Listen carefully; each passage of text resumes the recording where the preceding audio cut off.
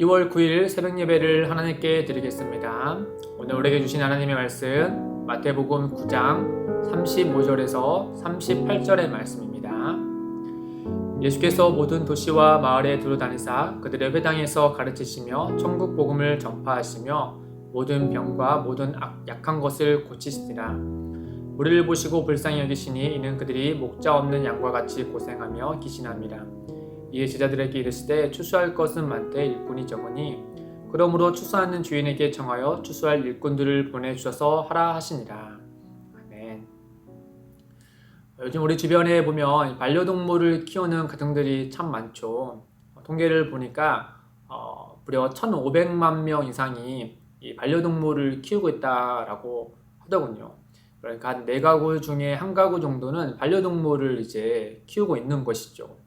이 반려동물을 키우는 가정들이 많아지면 많아질수록 또 안타까운 소식이 또 하나 있습니다.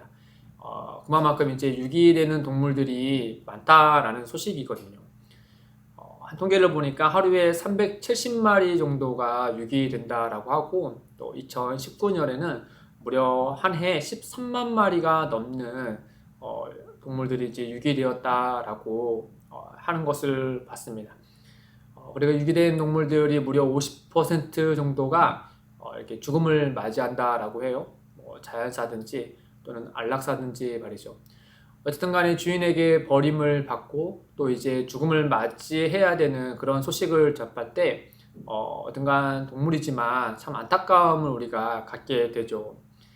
생각해보면은 하물며 이 동물도 이렇게 유기되었을 때 안타까움을 우리가 느끼는 것처럼 만약에 사람이라면은 훨씬 더 안타까우지 않을 수가 없겠죠. 다들 아시겠지만 현재 러시아와 우크라이나 전쟁으로 인해서 우크라이나에 수많은 사람들이 이와 같이 안타까운 일을 당하고 있지 않습니까? 또한 지금은 이제 매스컴에서 잘 다루지 않지만 미얀마의 이 군부 쿠데타로 인해서 수많은 이들이 지금 삶의 터전을 다 잃고 또 가족과 또 모든 것을 지금 잃어버리는 그 안타까운 일들을 지금도 당하고 있죠. 우리는 이런 안타까운 소식을 접할 때마다 그리스도인들은 어떠한 모습을 가져야 될까? 그냥 듣고 그냥 한숨 짓고 끝나는 것이 아니고 그들을 위하여서 하나님께 자비와 긍휼을 구할 것을 우리가 간절한 마음으로 기도해야 되겠죠. 오늘 말씀에 보면은 예수님은 이스라엘 곳곳을 돌아다니시면서 하나님의 말씀을 가르치시고 또 천국 복음을 전파하시고 그리고 몸이 아픈 이들을 치료해 주셨습니다. 예수님은 참 누구도 차별하지 않으셨어요. 자신에게 찾아온 이들을 다 만나주시고 뿐만 아니라 그런 사회에서 격리되어서 소외된 이들에게 직접 찾아가서 그들에게 가르치시고 또 복음을 전하시고 또 그들을 치료해 주시기까지 했습니다. 당시에 참 소외되었던 장애인들까지도 예수님은 찾아가셔서 그들을 치료해 주셨죠. 귀신 들린 사람도 마찬가지였습니다. 예수님은 이렇게 가르치고 전파하고 치유하시는 사역을 하시면서 그 마음의 중심이 어떠했는지를 오늘 말씀에서 우리에게 알려주고 계시죠. 예수님의 마음의 중심은 항상 그들을 불쌍히 여기는 마음을 가지셨습니다. 36절에 보시면 무리를 보시고 불쌍히 여기셨다라고 하죠. 불쌍히 여기셨다라는 말은 이제 동정하다 또는 이제 긍휼을 베푸다 이런 마음도 같이 포함되어 있는 말인데 그 안에는 이제 고대어의 이 말에는 어떤 의미가 같이 들어있냐면 이 몸 안에 있는 장기 그러니까 뭐 창자나 위나 이런 장기를 하나를 가리키는 것으로 사용되고도 했습니다. 그러니까 고대 사회에서는 우리 몸 안에 있는 이런 장기가 일종의 이런 심리적이고 또 정서적인 면이 스며들어 있을 것으로 생각하고 믿었던 것이죠. 그러니까 쉽게 얘기해서 우리가 슬픔을 당하면 가슴을 치고 또 통곡할 때 마치 창자가 찢어질 듯한 고통을 느낀다고 표현하지 않습니까? 그런 것처럼 고대 사회에도 그와 같이 표현했다라고 하는 것이죠. 우리나라 말로 생각해보면은 좀 적절한 표현이 하나 있는데 바로 애큰타라는 표현입니다. 이 애큰타라는 말은 몹시 슬퍼서 창자가 찢어질 듯하다라는 의미를 가지고 있지 않습니까? 그런 것처럼 예수님께서 이 불쌍히 여기셨다라는 말은 좀 더 실감나게 표현하면 그들 바라보시는 그 마음이 너무나 슬퍼서 너무나 안타까워서 마치 창자가 찢어질 듯한 느낌으로 그들을 불쌍히 여기셨다라는 표현입니다. 예수님께서 왜 이렇게 안타까워하시고 불쌍히 여기셨나 했더니 36절 하반절에 이렇게 이유절로 설명되어 있죠. 이는 그들이 목자 없는 양과 같이 고생하며 기진하였기 때문이다 라고 말씀하고 있습니다. 목자 없는 양, 목자와 같은 이가 실제로 없어서 그런 것이 아니고 목자와 같은 역할을 해야 될 이들이 있지만 그들이 그 목자 노릇을 제대로 하지 않고 마치 백성들을 유기하는 그런 사람들이 있었다라고 하는 것이죠. 하나님의 말씀을 가르치며 또 진짜 복음을 전해야 될 종교 지도자들은 그러한 것은 관심 없고 백성들의 영적인 상태는 전혀 관심 없고 오로지 자기들의 위신과 명성과 의만 자랑할 뿐이었죠. 또 백성들의 영적인 상태뿐만 아니라 또 로마 치하에 있었지만은 그럼에도 불구하고 이스라엘의 그런 백성들의 삶을 위하여서 애쓰고 또 관심을 가져야 될 지도자들은 오로지 자기들의 배만 불리고 있었던 것이죠. 또한 어떤 경제적으로 넉넉한 이들은 이 가난한 이들에게 손을 펴서 그들의 어려움을 돕고 또 회복을 위하여서 애써야 했지만은 넉넉한 자들은 오로지 자기들의 건강과 또 장수만을 바라고 살았던 것입니다. 예수님은 그런 것 가운데 이 목자 없는 양들 같은 이스라엘 무리를 보면서 이 안타까운 마음을 가셨다라고 하는 것이죠.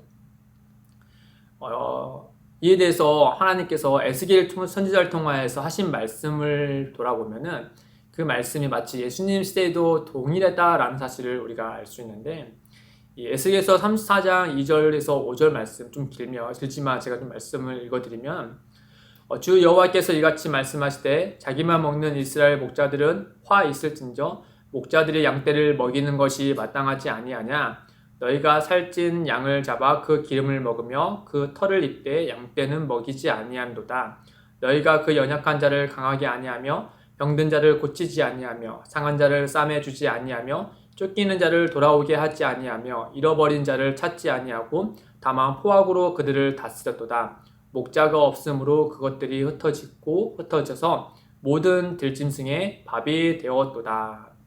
에스겔 선지자가 있었던 그 당시나 마찬가지로 예수님이 있었던 그 당시도 이 목자들이 양떼를 돌보는 것에 관심을 갖기보다는 오히려 자기들의 배만 불리기를 원했고 또 심지어서 그 백성들의 것을 갈취하고 또 그들의 것을 빼앗는 일들이 서슴없이 일어났다라고 하는 것이죠.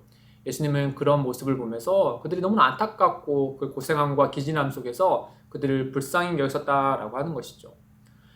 이스라엘 이런 지도자들, 이 목자들이 목자 노릇을 제대로 하지 않았을 때 참된 목자이시며 선한 목자이신 예수님은 그들에게 다가가서 가르치시고 천국 복음을 전하시고 또 오병이와 같은 역사를 통해서 그들을 먹이시고 또 그들을 치료하시며 그들에게 넓은 손을 펴셔서 그들을 도우시는 일을 감당하셨습니다.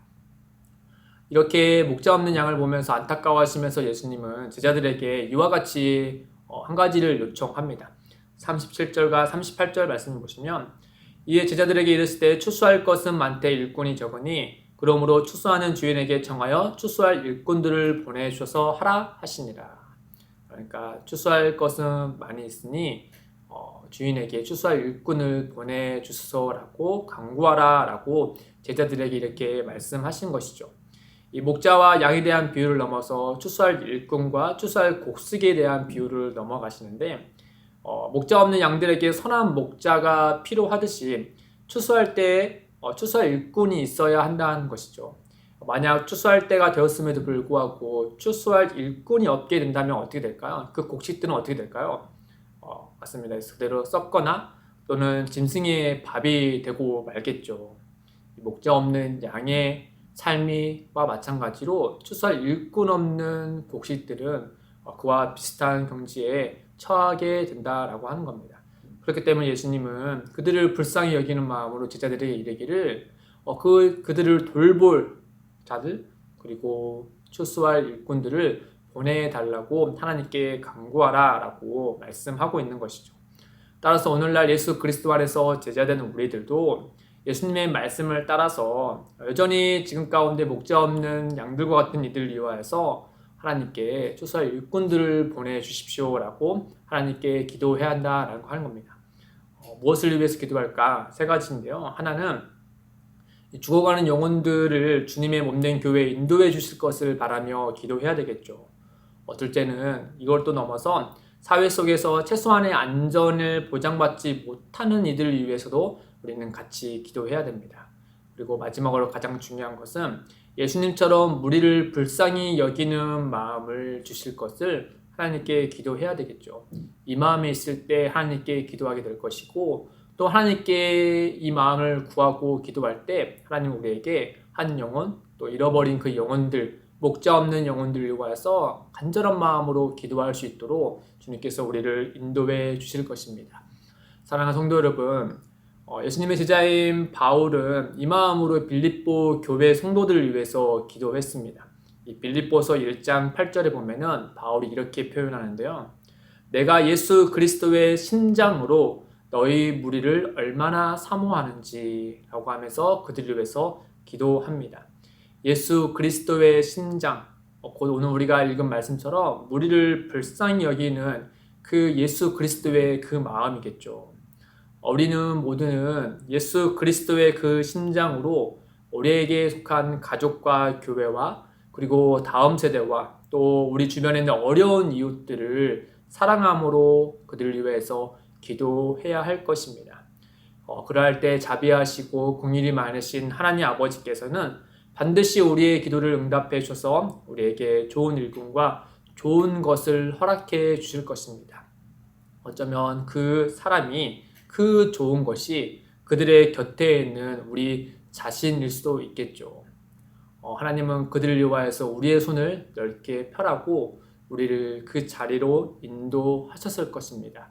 우리가 있는 이 자리가 어떠한 자리인지 오늘 말씀 앞에 한번 우리 스스로를 돌아보고 우리가 누구를 위해서 기도해야 되는지 또 누구에게 하나님이 주신 우리의 것을 넓게 손을 펴서 그들을 도와야 할 것인지 한번 우리의 삶을 주님의 말씀 앞에 점검하고 또 믿음으로 나아가시기를 주님의 이름으로 축복드립니다. 함께 기도하겠습니다. 자비하시고 긍휼이 많으신 하나님 아버지, 먼저 우리를 불쌍히 여기시어 목자 없는 양이 되지 않게 하시고 영원한 목자이신 예수 그리스도를 우리의 주님으로 보내셔서 감사합니다. 날마다 우리를 먹이시고 보살피시고 인도하시는 예수 그리스도를 성령 안에서 따를 수 있도록 우리 가운데 역사하여 주옵소서. 주님, 아직 우리 주변에 또 세계의 수많은 이들이 고통 중에 고생하며 기신한 채 있습니다. 전쟁과 기근, 강압과 궁핍으로 허덕이는 이들이 있습니다. 주님, 그들을 불쌍히 여겨주시고 그들에게 긍휼을 내려주시옵소서. 감사하며 이 모든 말씀 우리 주 예수님의 이름으로 기도드립니다. 아멘. 오늘도 두 가지의 기도 제목을 두고 함께 기도하겠습니다. 첫째, 우리 주변에 목자 없이 허덕이는 영혼들을 불쌍히 여기는 마음을 우리에게 주시사 그 마음으로 간절히 기도하는 제자들이 되게 하옵소서. 둘째, 기쁨이 되는 교회가 목자 없이 허덕이는 영혼들의 피난처, 푸른 풀밭, 쉴만한 물가가 되게 하옵소서. 이를 위해 함께 기도하며 나아가겠습니다.